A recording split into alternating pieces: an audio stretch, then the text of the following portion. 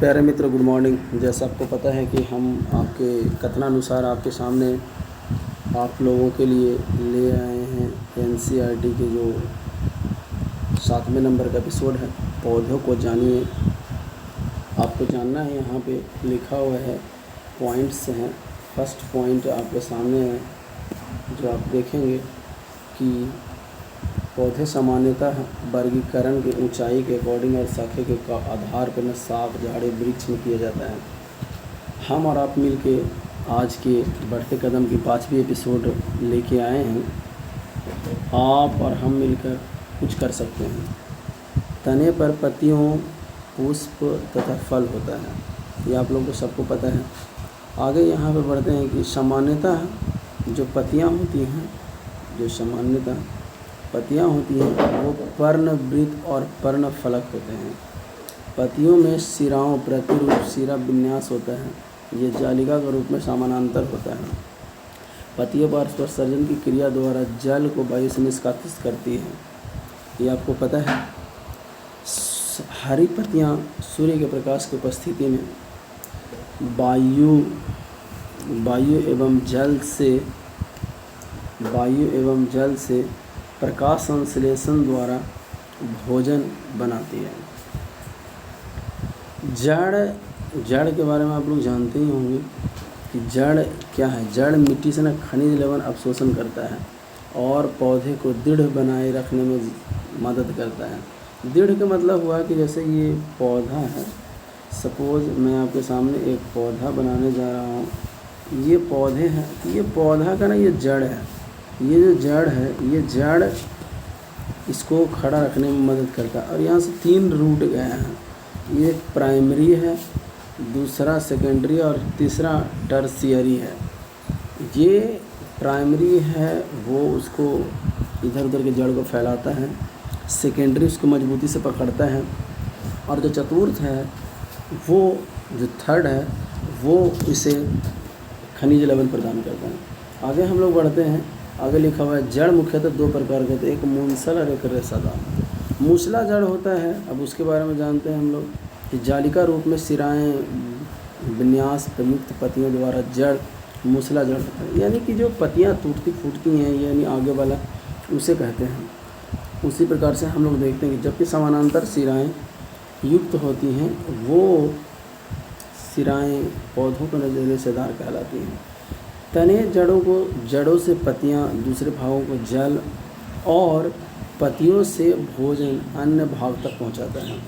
पुष्प का काम है कि बाह्य दल, पंखुड़ी पे पुंकेसर एवं स्त्री केसर जो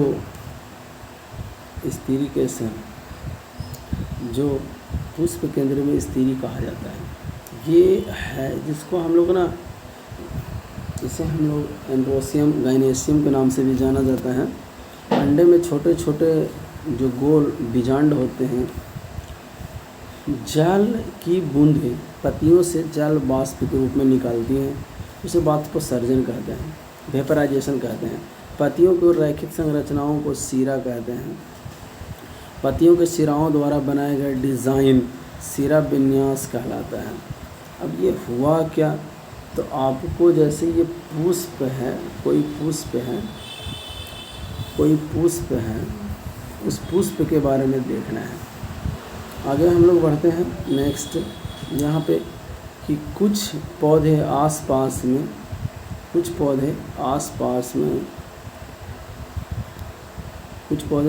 में ढांचे की सहायता से ऊपर चढ़ जाते हैं, उसको आरोही कहते हैं, यानी क्लाइंबर है ना।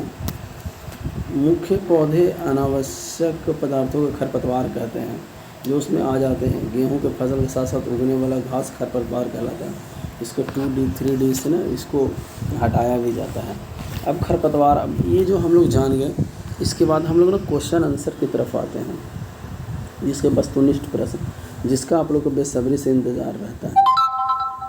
यही है मेन क्वेश्चन। देखिए यहाँ पे लिखा हुआ है, पहला क्वेश्चन आपके सामने है, वृक्षों का वर्गीकरण किया जाता है। वृक्षों का वर्गीकरण किससे किया जाता है? देखिए, तने की मोटाई दुबलाई के आधार पर भी किया जाता है, पौधों की लंबाई के आधार पर, पेड़ के फैलाव या कोमलता के आधार पर भी किया जाता है। यानी इसमें आंसर आ जाएगा कि सभी उपयुक्त में से सभी से किया जाता है। दूसरा क्वेश्चन है अपने सामने कि पौधे जो हैं वो किस वर्ग में हैं। पौधे अब शाख वर्ग भी होता है, झाड़ी भी होता है, वृक्ष भी होता है ना, और उपयुक्त, ये तीनों होता है, यानी हर्ब, श्रब्स एंड ट्रीज। इसमें कुछ फैक्ट्स दिए हुए हैं जो आपको जानना है। ये फैक्ट है कि हरे पौधे कोमल तने और शाख कहलाते हैं, जैसे सरसों, है ना। कुछ पौधे जो आप जानते हैं, कुछ पौधे में शाख तने के आधार पर समीप निकलता है, तना कठोर होता है परंतु अधिक मोटा नहीं होता, झाड़ी कहलाता है, जैसे बेर, करोंदा, नींबू। आगे बढ़ते हैं कि कुछ पौधे बहुत ऊंचे होते हैं और वो तने सुदृढ़ हो जाते हैं और गहरे भूरे होते हैं, ये वृक्ष कहलाते हैं, जैसे पीपल, बबूल, बट वृक्ष। अगला क्वेश्चन है हमारा, जिसे हम लोग बोलते हैं बिसरपीला लता। ये बिसरपीला लता क्या होता है? आप लोग जानते होंगे बिसरपीला लता के बारे में। हम इसके बारे में कुछ आपको फैक्ट्स बताएंगे। इसमें ना बिसरपीला होता है, जैसे जिसको ककड़ी, ये जो होता है जिसमें खड़ा नहीं हो सकता है, ये सब खड़ा हो सकता है। बिसरपी लता हो गया कि मतलब कि वही लपेट के जाता है। तो इसमें देखिए बबूल का पेड़ होता है, आपको पता है, ये इसका पौधा होता है, नीम का भी पौधा होता है, जबकि सरसों का भी पौधा होता है, और इसका पौधा नहीं था, इसका क्या होता है, क्लाइंबरिंग होता है, यानी लता होता है। ठीक है, आगे बढ़ते हैं हम लोग नेक्स्ट की तरफ।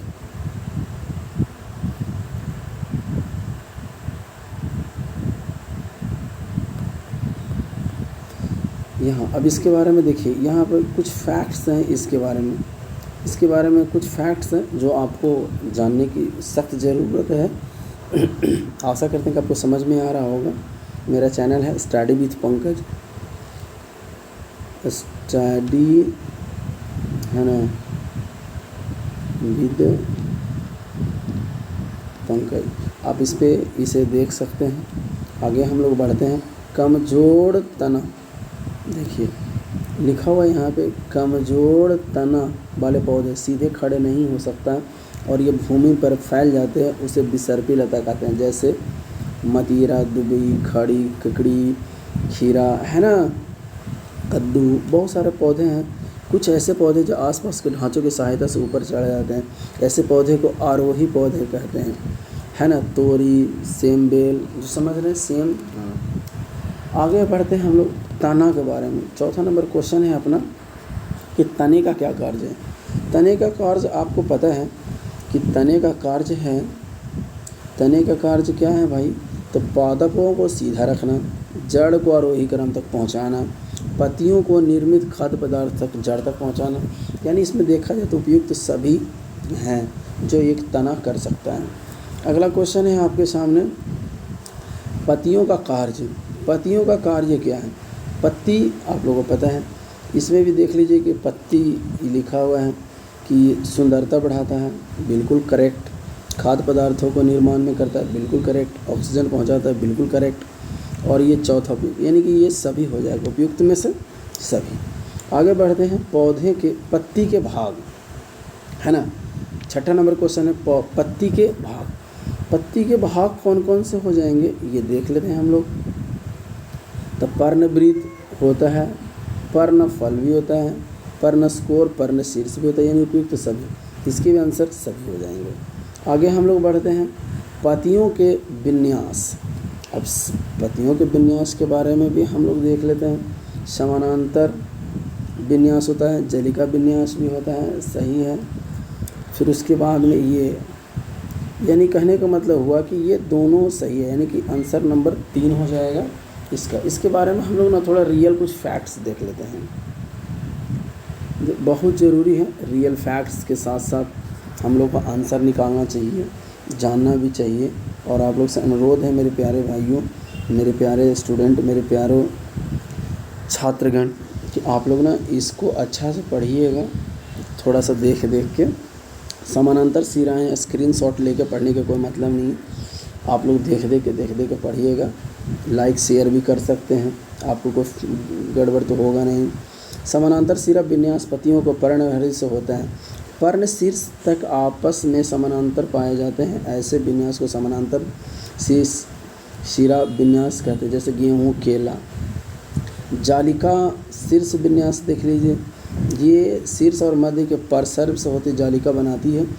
पर्शन तक जो लिखा है पर्ण शीर्ष तक हो जाता है, ऐसे विन्यास को जालिका कवात शीर्ष विन्यास कहते हैं। जैसे नीम, पीपल बड़ा। ये क्या हुआ जो समझिएगा, जो गेहूं का पौधा है वो ना इसका फल ना ऊपर लगता है, केला का फल भी ऊपर लगता है, जबकि नीम और पीपल और ये बड़ का पेड़ ना इस सब साइडों में फरता है, इसके छोटे छोटे पत्तियों के अकॉर्डिंग फरता है। अगला है पत्तियों से जल निकलने की क्रिया को क्या कहते हैं। पत्तियों से जल निकलने की क्रिया को क्या कहते हैं। तो देखिए आप लोग सब जानते हैं, इसमें न ये तो है नहीं, मलोत्सर्जन, संघनक है नहीं, बाष्पन है नहीं, ये क्या है, बाष्पोत्सर्जन है, वेपराइजेशन है। अगला क्वेश्चन है हमारे सामने, आप लोग देख लीजिए, लिखा हुआ है जड़ का कार्य क्या है। जड़ के कार्य क्या हैं, आपको पता है कि जड़ का क्या कार्य होता है। जड़ के कार्य, पादप को खड़ा रखता है, सही बात है। भूमिगत अवशोषण करता है, सही बात है। मिट्टी को कटाव से रोकता है, बिल्कुल करेक्ट है। यानी इसका आंसर है जो उपयुक्त में से सही है ना। पेपर में से हूबहू क्वेश्चन आते हैं, छोटे क्लास के बच्चे भी इसे देख सकते हैं, ऐसी कोई बात नहीं। अगला क्वेश्चन है मूल के प्रकार, यानी कि जो जड़ है, जड़ के प्रकार। जड़ आपको पता था कि दो प्रकार का होता है ना, जड़, एक मूसला जड़, एक झाखड़ जड़। अब हम लोग इसके बारे में, इसके फैक्ट्स के बारे में थोड़ा जान लेते हैं। क्या इसके फैक्ट्स आपको कहना चाह रहा है। फैक्ट्स है कि मुख्य जड़ लंबी और मोटी होती है, एकदम करेक्ट, जो हम पहले बोल रहे थे आपको कि मुख्य जड़ लंबी और मोटी होती है। छोटी व पतली जड़ें को हम लोग ना मूसला जड़ कहते हैं, जैसे गाजर, मूली। जब मुख्य जड़ नहीं होता है तो उसमें रेशेदार पौधे होते हैं, है ना, उसमें निकलते हैं, गद्देदार होते हैं, ऐसे रस को जड़ रेशेदार जड़ कहते हैं। झाखड़ जड़ कहलाती है प्याज, लहसुन। क्यों कहलाती है, क्योंकि अगर हम आपको यहाँ पे थोड़ा सा दिखाएं कि क्या है, तो इस प्रकार से ना ये प्याज है और यहाँ पे इसके जड़ें होती हैं, आपको पता है। ऐसी प्रकार से लहसुन होती है, लहसुन के भी यहीं पे जड़ होता है ये, जबकि अन्य जड़, मूसला जड़, ये सब ना पूरा वृक्ष ऐसे बन गया और ये यहाँ पे जड़ें होती हैं। चलिए आगे बढ़ते हैं। पुष्प के भाव, पुष्प के भाग के बारे में हम लोग जान लेते हैं।